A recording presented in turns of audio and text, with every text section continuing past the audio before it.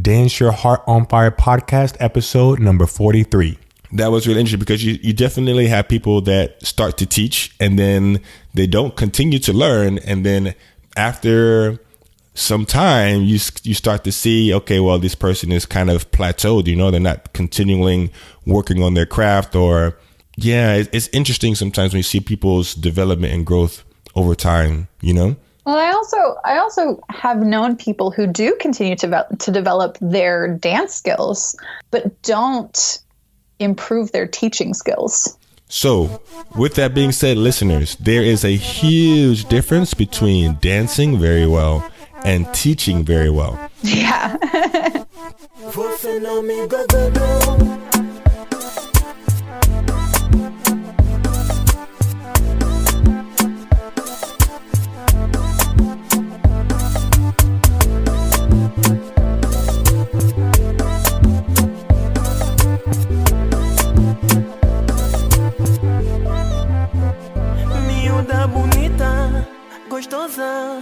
Vem cá, você mulher. Então diz-me, mas por quê? Tás a marejeitar e me diz. Welcome to the Dance Your Heart on Fire podcast, the podcast dedicated to inspiring dancers worldwide whose hearts have been touched by music and dance. The universal language of dance and music is spoken by many of us throughout the world. We want to motivate the dancer in you by sharing stories, insights, and ideas to enhance your journey. Join us now with your host, Charles Ogar. Hello, everyone. This is Charles with the Dance Your Heart on Fire coming back at you. I hope you guys didn't miss me too much. We were having some technical difficulties the last couple of weeks. If you follow me on Facebook, you probably heard that I spilled coffee on my last laptop the night. I think we scheduled that night to talk or the day before or something like that. And I had no laptop to record the podcast on, and I didn't have a backup computer, so that's a whole nother story in itself. But I do have a new laptop now, thankfully, and so now we're jumping back in the podcast, and I have none other than Mrs. Rachel Cassandra back on the show with us to share with us another one of her awesome blogs that hit me, and I'm like, we got to talk about this on the podcast. Well, look, I'm excited to be back and talking to you, but don't marry me off yet, Charles. I'm not a Mrs. Oh, I said that was completely unconscious. So for the guys, Rachel Cassandra, about how I'm settling down, and so you're just ready for me to hit that status, I guess. So fellas, Rachel is still single and ready to mingle. Yeah. Sure. All right. So for today's podcast, I read a blog recently from Rachel that was titled, "When Should Dancers Transition into Teachers?" And I've had this conversation multiple times over the years with me having other beginning instructors asking me or being hesitant to start teaching. It's like, well, I want to start teaching, but I don't know what to do. And other people are there and you've been teaching for a long time and I don't want to be disrespectful and things like that. So this has been a conversation that's been something that I've had many times. And then reading Rachel's blog just kind of was reading, I guess, taking a nice deep breath of fresh air of somebody who understood what it meant to actually start teaching and all the different motives that go behind teaching. So I was like, let's go ahead and get online and talk about this together. What was your, I guess, motivation behind it? Was there a particular story or has it been a culmination of a lot of different conversations? So, I wrote this blog post for a Latin dance community, and this was actually a request from my editor. That it was a question that had come up from some of the readers. And so I volunteered to take on the topic, indeed, because I'd had such conversations, either from people that were feeling hesitant or on the flip side, conversations where people were being very critical of people who had begun teaching and then kind of dealing with, well, is that criticism, appropriate, well-founded or not? Yes, I've had those conversations as well. So, Rachel, what was your story when you first started to teach dance? So I was working as a teacher in the more traditional sense. I have been a classroom teacher. That's what I went to university for, got my teaching degree. And then I went away to Morocco and was working in a language school teaching English. And yeah, I got into dancing kizomba just a little bit, had a bit of a taste, and I got invited by someone who was already teaching kizomba, Nelson Campos, who was based in the UK. He was based in Kent at the time. And he invited me to come and train with him and start teaching with him. And so for me, it was I was going to say a gradual process. I guess that invitation was kind of an all at once thing. Yeah, that makes sense. But in terms of actually starting teaching, first I was very much the voiceless assistant, and I was in training, and I made mistakes, and sometimes in classes I would be demonstrating the role of the follower, and then I would jump over and I would be in class learning to lead in the class that I was assisting to teach.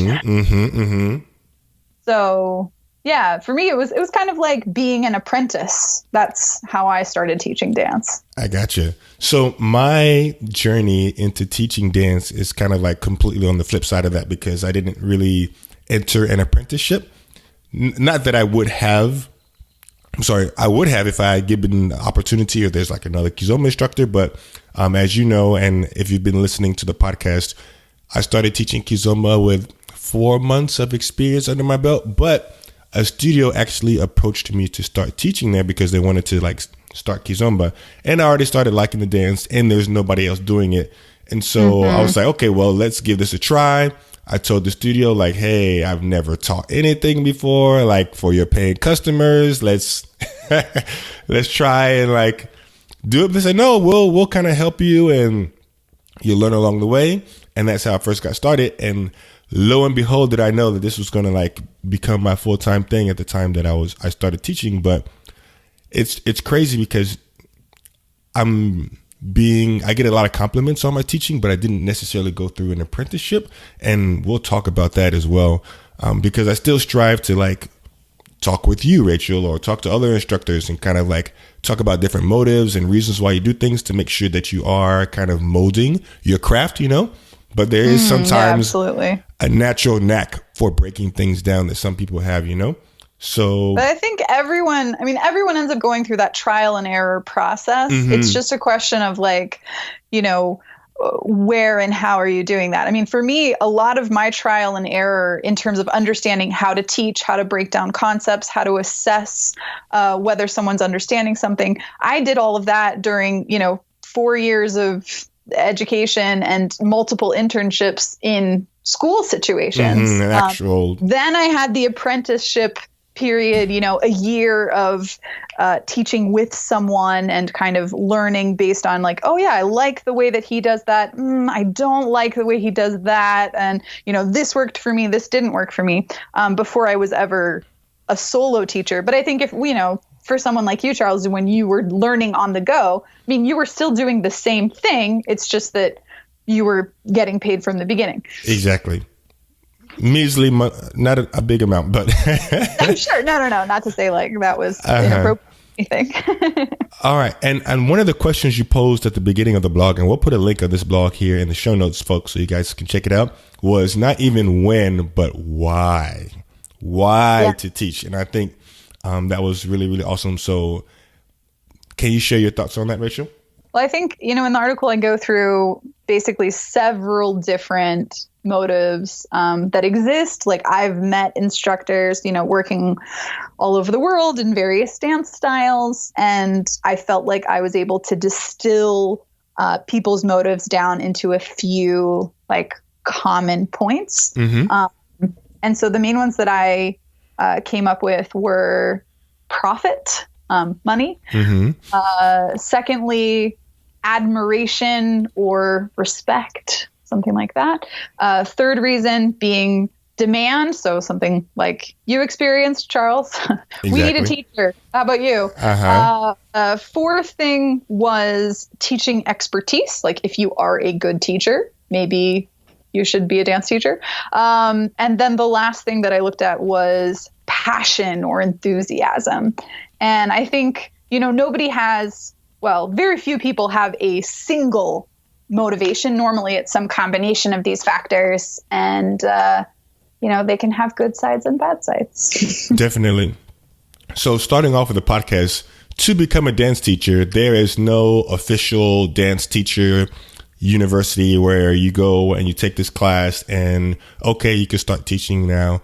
There are some instructors that do provide instructor training and different dance styles and things like that. But if you in your city, like there's nothing legally stopping you from like wanting to teach or starting to teach a particular dance style.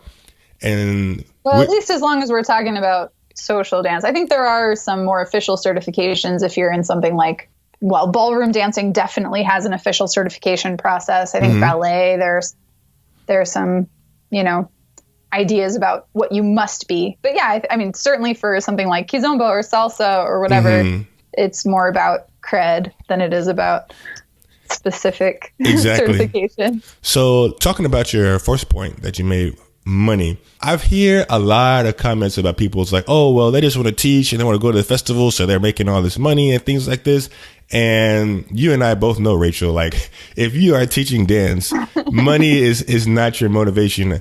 A lot of times it's just trying to like make expenses met if you're traveling to a particular city for a weekend, or just like to not give away like your expertise and all the money that you put into it versus the money that you get out. It's not something that's super marketable. And you talked about that, like just because you're able to teach a dance, I mean, or if you have a talent for dancing and you have a talent for teaching, that doesn't mean that people are going to be beating down your door begging you to teach them how to dance, Yeah, exactly. Otherwise I would be, I would be on that top level by now, right? Like, no.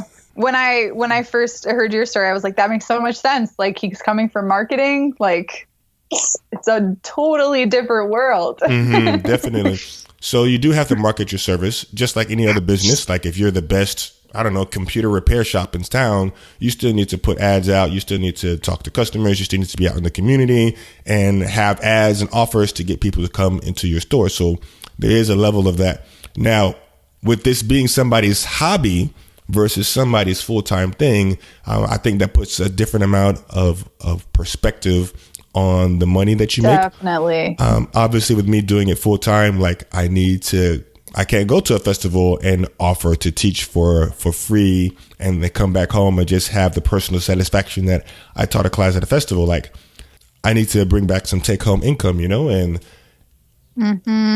it's tough sometimes because sometimes I feel promoters look for those opportunities to where they can get like the most for the least and just get somebody there to like teach a class, and we'll talk about. Yeah, I mean that's business, right? Like find the cheapest way for you to be able to just accomplish the thing that it is you want to do. Exactly. But yeah, I've been on both sides. I mean, I've never done dancing full time because I'm just not that kind of a risk taker, and I know my limits in marketing. But I have at different points in my life, had it be more important or less important to my financial well-being. For sure, definitely. And I definitely have to say, like for me personally, it's much more comfortable when I am able to do most of my teaching, not because I need the money. I personally don't like having this motive, even though it makes sense. Like you're providing a service and you should be paid for that. I absolutely agree. You've invested a lot of money into learning your craft as well. That's definitely true. Yes, exactly. But I think I'm much more comfortable being in a position where I can say, okay, like this is what I cost. You can pay me, or I just won't do it. And that's fine. And also when people invite me to do things for free, like if it's for, a good cause, or if it's for my personal community or whatever, I can say, yeah, I'm going to invest in that because it's not going to affect my ability to pay my bills. Exactly. Yeah. So I think it's really awesome that you have that self-awareness of knowing what you're comfortable with and what you're not comfortable with. And if you're listening to this podcast, you have to ask yourself the same question. What are you comfortable with doing? Are you ready to market yourself a little bit more aggressively if you want to do it full time? Are you ready to take a income hit and push it out to try to make it more comfortable? How much are you willing to travel? There's a lot of factors that you have to ask yourself to see if you're willing to do that.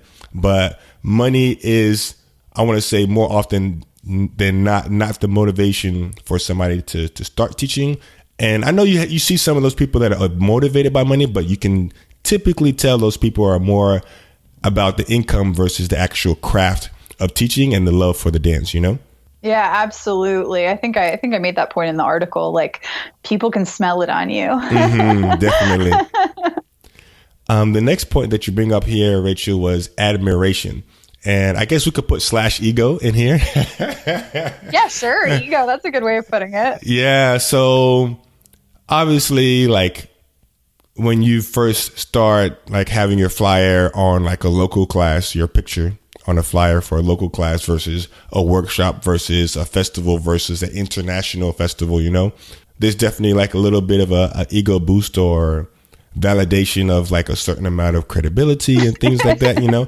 But sorry, I was just thinking, like, there was this one time I taught at a festival internationally, and they didn't have like a logo. It was the first year that they had done that festival, and they used my like a little crop of my partner and myself, like just us in the Kizomba embrace. And then and so I was like, oh, that's so sweet. Like, they're using our picture, like, you know, on the flyers. And then when we arrived, they had also made shoe bags. And for some reason, I just felt super awkward at that point. Like, having my face on the flyer, that was cool. That made sense to me. But then having it on shoe bags, I was like, people are going to be like carrying these around, like beyond this event. Exactly.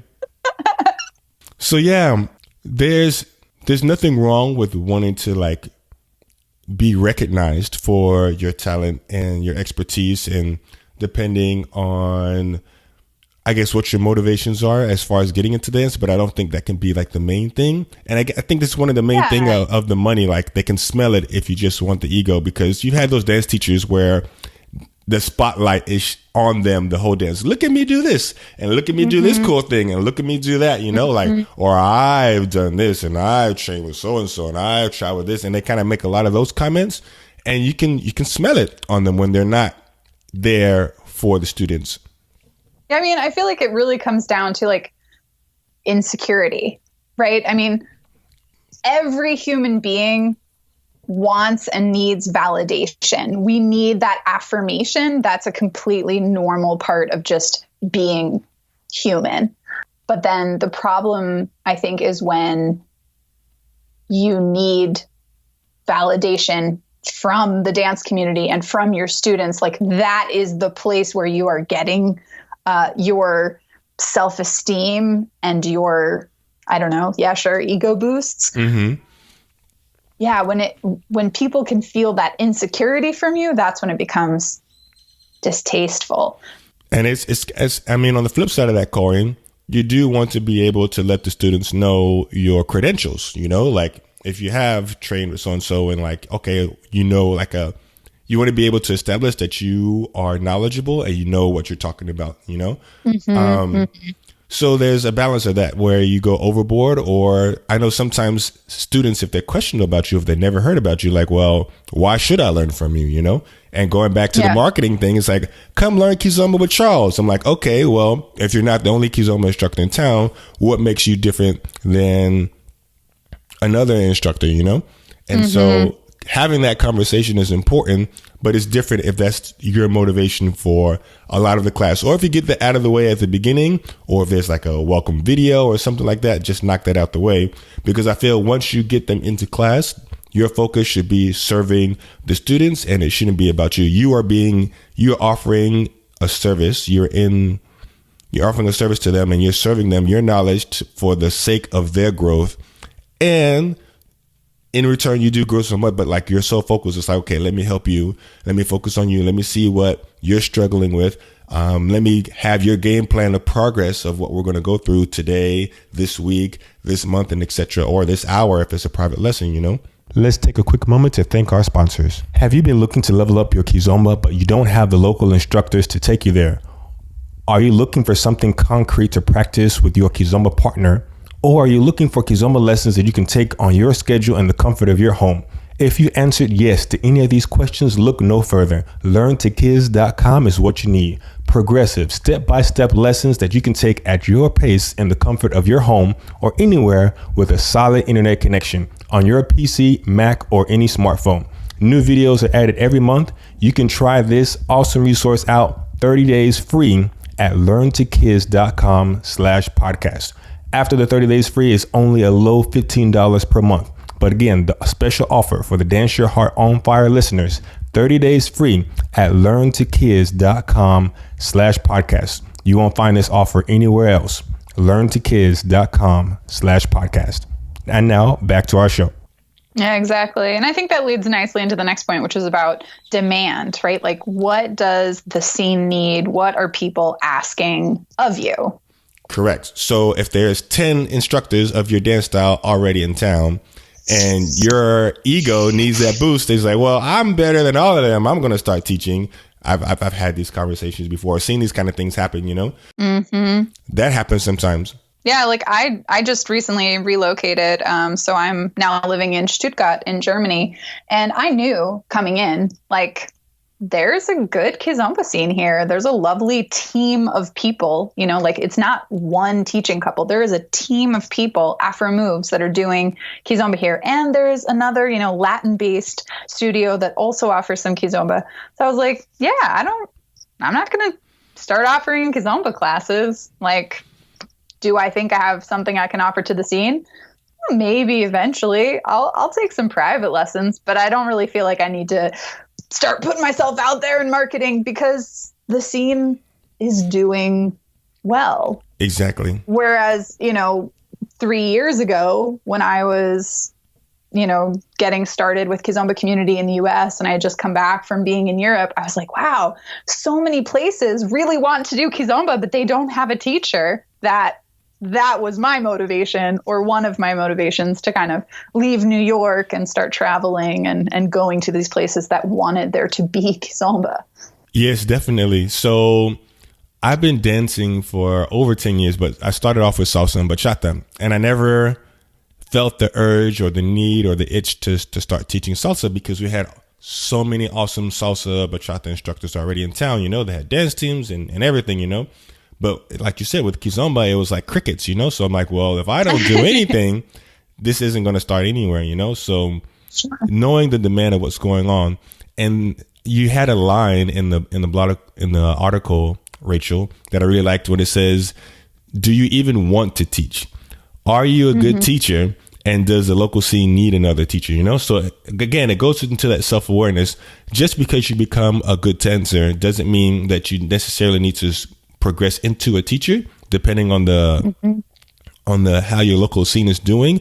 But then if you don't want to do it, like you don't I don't want you to feel pressured. So even if it, and I guess on the flip side, even if you are in a local scene where there is nothing and you are a decent dancer and people are asking you to teach, you still have the right to say no, like that's not something that I want to do, because it doesn't motivate you, you know, like the craft of teaching, or you don't want the stress, or it's just a hobby for you and you don't want to like put the extra time in there. You know, it takes a special individual to be willing to sacrifice their time and their money and their income to see a dance scene grow. And there's many of those people across the world that have started many dance scenes, you know. But I really respect the people. I mean, so when I was going around the US and, you know, helping new scenes get started, you know, I'd have conversations with people about like, okay, well, how can you keep things going? You know, what do you want to do? And there have been several individuals that were considered, you know, they were the best dancer of kizomba in that area. They were the ones that, you know, brought me or contacted me and got the, you know, organization set up with the studio. So they were invested in that way. But even though people were saying, okay, so are you going to teach now? They're like, no, like that's not the role that I want to have. That's not something that I'm interested in. And so they just did not. And I think that it's important to realize that there are other ways that you can contribute to the scene, even if people are putting pressure, like, we want to learn, like, you're the best, you should teach us. You know, it's okay to contribute instead by serving as a liaison to help bring in other people who can teach, or, making a space where it's possible for people to practice in an intentional way. And then maybe out of that, a different person will decide to take on the reins of, exactly, teaching in that local scene. You can help support the scene in different ways without necessarily teaching, There's some individuals that support the scene in unique ways, depending on the amount of time and effort and desire and enthusiasm they want. And there's some people that wear every freaking hat possible to make things happen, And I mean, shout out to these people who have brought you, Rachel, or myself or other instructors to the scene, because it is a lot of work. And like we said at the beginning, it's not really for the money at all. If you guys could see like some of the profit reports, of these weekenders, it's really just to try to cover all the expenses and motivate the students. It's really about the students more than anything. If your organizer / instructor has their head in the right place. Yeah, for sure. Now, asking yourself, are you a good teacher? There was this question that kind of popped in my head. It's like, how do you even measure your teaching ability? How's expertise in teaching even, how do you grade yourself? Or how does somebody come and grade you, And that was really interesting, because you definitely have people that start to teach and then they don't continue to learn. And then after some time, you start to see, okay, well, this person is kind of plateaued, they're not continuing working on their craft. Or, it's interesting sometimes when you see people's development and growth over time, Well, I also have known people who do continue to develop their dance skills, but don't improve their teaching skills. So with that being said, listeners, there is a huge difference between dancing very well and teaching very well. Yeah. Just to put that out there. And I think I've talked about this several times. I'm pretty sure we've mentioned it in some of our previous podcasts, Rachel. I have this blog called The 5 Talents of a World-Class Uber Dancer, and I kind of break that out a little bit. And I think there's something that you wrote that inspired me again. But well, there was I don't know if it was a particular blog. I do know that we had a conversation before you wrote that blog, and I was like, yes, please write it. It's been on my to-do list, and I just can't do it. Yeah, so just because a teacher dances very well doesn't mean that they teach very well. And I think as a student, you come across those kind of people over time. It's like, I love the way that they dance. Any international, like any large international festival, you are sure to take at least one class from someone who is brilliant at making YouTube videos and not at teaching. And going on a small tangent, not to go off too far off track, because I want to stay on the podcast here. When we take a look at festivals, and I love the word you say, festivals, the people on the flyer are typically, more often than not, I would say heavy majority, performers. Yeah. So you have people performing and social dancing and teaching. Those are two different skill sets as a dancer, and people want to see a good show. They want to be entertained. Nothing wrong with that, but that performance skill doesn't always translate into actually teaching somebody, like from the ground up, or being able to. It's one thing to say, oh, let's do this cool pattern. And it's one thing to like really sit back and like have an overall arcing theme for a particular hour or something like that to help people out, Yeah, exactly. I think that, there's no way that we can break down like, okay, how do you become a good teacher? Like, we can't do that in the next 5 minutes. No, we can't. But I do think that it is important to actually have a plan for your class, to have, stated goals for what a student is going to be able to walk out and accomplish afterwards, and have ways of checking to make sure that the students are on their way to that goal, and that they will be able to reproduce whatever that goal was when you're not around, and when they are with people who do not have the expectations created by the class. Exactly. Yeah, I think a crutch that a lot of people use is just purely teaching a pattern. Definitely. And what ends up happening is that students come to class, they memorize the pattern, Maybe the leaders remember and try to reproduce the exact pattern on the dance floor later. Big maybe. The followers certainly just memorize it and then that's it. Like they that didn't get much out of the class unless it was like a truly unique new thing that they had never realized could happen. Yeah, and that's very different from class planning. Exactly, and lesson planning, you know. And you start to see some of these you mentioned in the blog, just because you've taken a class that is labeled instructor training or you have an instructor certificate doesn't mean that you know how to teach either, you know. I feel in order to become a good teacher, like it's good to have like maybe a mentor or make sure that you, and this a mentor like for at least a year or more, you know, to kind of help you get your bearings down, you know. So if you are a newer instructor, I would seek out somebody or an instructor that you respect and ask them, like, can you mentor me to some degree or something like that? I mean, I don't think there's a lot of those official programs. I never heard of like an instructor program that's over a year long, you know, but it'll be awesome if that opportunity was there more often, or if that was more of a thing, or if there's like an international dance community. It's like, okay, well, you should be an apprentice for X number of years. I've seen that in tango. It definitely happens, though, on a local level. I mean, you know, I'll put out one example. Like I was in Rochester, and I think when in Rock Kizomba, you know, Elise has done a really good job of finding other people like Melissa that, you know, she wants to see become just as good an instructor, you know, and fostering her opportunities to do that trial and error. I mean, I think this happens in a lot of scenes. That's just one of the most recent places that I was and that I witnessed that. But I think very often you have a scene that starts out, it's just supporting one instructor or one teaching couple, and then it starts to get bigger. And maybe, you know, the main instructor doesn't want to have to be around every single Friday night. Exactly. And so they look for someone that's going to be able to start taking on some of that role. And that's where the mentorship happens. But if you are sort of alone in your scene, yeah, it's harder to find some kind of official opportunity for sure for mentoring. And and this is why it's really important in my opinion. And I got this from Carlos Cinta. He would go and he would take classes from other people, not necessarily in the class, but he'll just sit back and observe them and watch the way that they break down information, the way that they set up the teachers in the room, the orientation of the students, like, okay, well, let's get into this position. Let's get into this form for this particular exercise. And he sees the way that people break down information, even outside of dance. I like to see an instructor or a training or something like that that's respected, to see the way that they disseminate their information, you know, and that also gives you perspective of how you're breaking down your class, you know, versus just having in this bubble and not kind of putting yourself in a position where you're not seeing it from another person's perspective, you know, because there's different learning styles, there's different teaching styles. Just because you're a good teacher for one person doesn't mean that your teaching style resonates with another person, you know?